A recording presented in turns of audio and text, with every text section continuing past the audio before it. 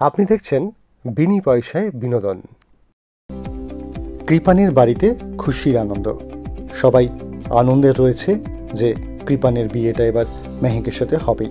Case থেকে মুক্তি পেয়ে যাবে কৃপান। এমন সময় ধীমানের কাছে ফোন আসে গীতার। গীতা তাকে ফোন করে বলে যে এই আনন্দ আপনাদের বেশিক্ষণ থাকবে না, তার কারণ আমি এই বিয়ে হতে দেব না। ভুল করছো গীতা এলএলবি, এই বিয়ে হচ্ছেই। তুমি এখান থেকে সরে দাঁড়াও, তুমি এর মধ্যে ঢুকো না, তুমি কিন্তু ভুল করছো। গীতা বলে দেয় ভুল আমি করছি না, ভুল আপনারা করছেন। মেহেকের সাথে কৃপানের বিয়ে হতে পারে না বলে ফোন কেটে দেয়। তারপরই দেখা যায় অগ্নিজিৎ মুখার্জি আর গীতা এলএলবি দুজনে মুখোমুখি হয় কোর্টে। সেখানে অগ্নিজিৎ মুখার্জিকে গীতা চ্যালেঞ্জ দেয় যে মেহেকের বিয়ে আমি আটকে দেবো, আপনি মেহেকের বিয়ে দিতে পারবেন না।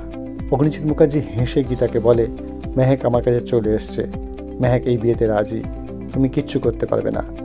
অগ্নিজিৎ মুখার্জিকে চ্যালেঞ্জ ছুড়ে দিয়ে বলল আপনি যদি এই বিয়ে দিতে পারেন আমি বুঝবো, আপনাকে আমি বললাম এই বিয়ে হবে না। তাহলে কি কৃপানের সাথে মেহেকের বিয়ে হবে না?